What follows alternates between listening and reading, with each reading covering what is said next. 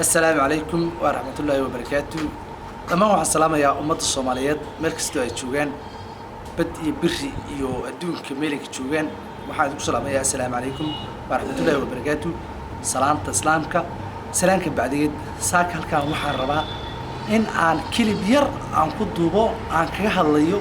إن هس ويهم بالسعودي أو أي قادين نبعدرين يعبدي أجون heesta ay qaadeen yar baan faahfaahin ka bixinaya marka heesta intaan gelin waxaan ka hormarinayaa marka hore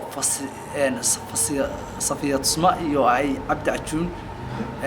isku dhaceen xaaladoodii hore baan ka hadlayaa marka hore wax yar ka soo taabanaya anu fiidiyo badan oo laga duubay Cabdi Ajuun waan dhageystay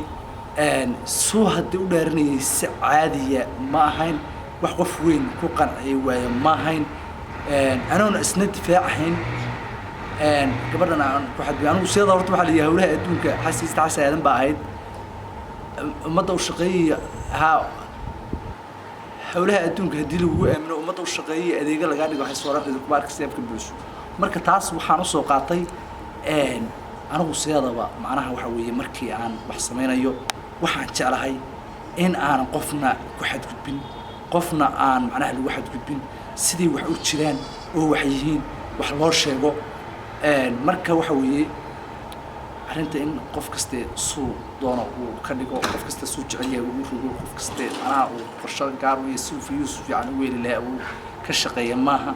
in laga hadlo weeye sidii wax u jireen iyo waxaad ka maqashay wax arinta ku ogtahay marka anigu waxa weeye arinta horta aad u laba basuunba laakiin macnaha dhawaan markii heestan dambe la soo qaaday yaan ogaaday oo macnaha aad aan u fiirsaday fiidiyo farbadan oo laga duubay baan dhageystay marka waxa weeye waxa macnaha markaan heestin dambargeystay fiidiyoyaagii hore oo macnaha waxa weeye laga duubay Cabdi Ajuun iyo markay gabadhan kale ishaysteen baan galay asagoo waxa arkay gabar wareysanayso asagoo marka waxa weeye waxaan uga soo laamiyay laba qof oo labada qof markii hore isku kalsoonay isku fiicnaayeen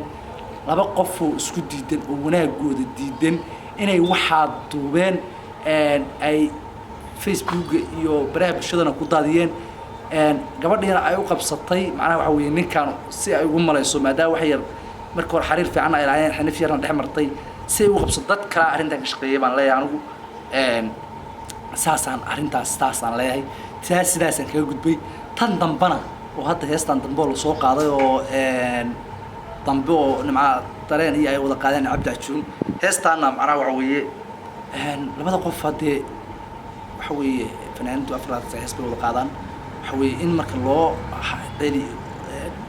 meeshan loo saaro ma aha oo bartaan macnaha lagu shaambadeeyo oo gabadhaas loola jeedaa ma aha si rag horeba u soo sheegeen kulay macnaha dad far badan baa falanqeeyay rag weyn odayaal oo waxa weeye abayaasha baraha bulshada aad فلقيه ورفادي مركا عنو هذا هو ديران مايو وحنا معناها وشيء مدة صوماليات وحوي سي ترتيبه وحكست إن وحوي براب الشدة أو أن رأي لهني وحكستو قشنا بقى إن لصور أو لسقف ده حريو أو لستبتجي أو وحوي وحنا وحنا من عيك العضو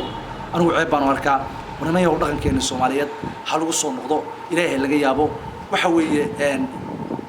بريق وخرب حيوان وكل مسؤولين جن وش المعقولة أو سكوت عادي ومعناه واحد تجيبه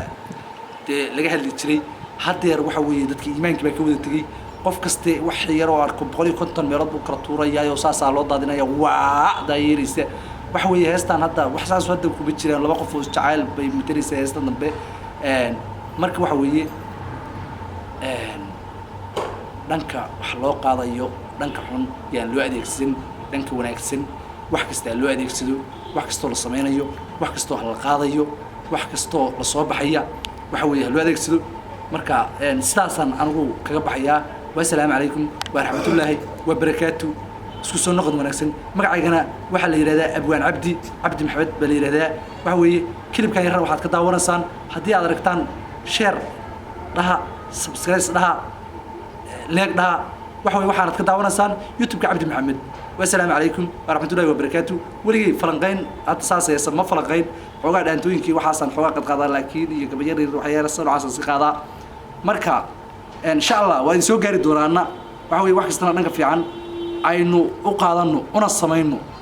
وحنا نجد هي ولا ليال واحد في عن ماهن دم بيكتشره حق إلهي بلوق فجانية بشدة على سو تريا وحيابها وحوي نجد هي وحيابها ها دودا قبيلة دعوة نجد هي كل جد تبود بشدة عن طريقنا وتدا يرنا وربع كل يسوي لكن واسكلا سوق بصدي مركا سداس ويا والسلام عليكم ورحمة الله وبركاته.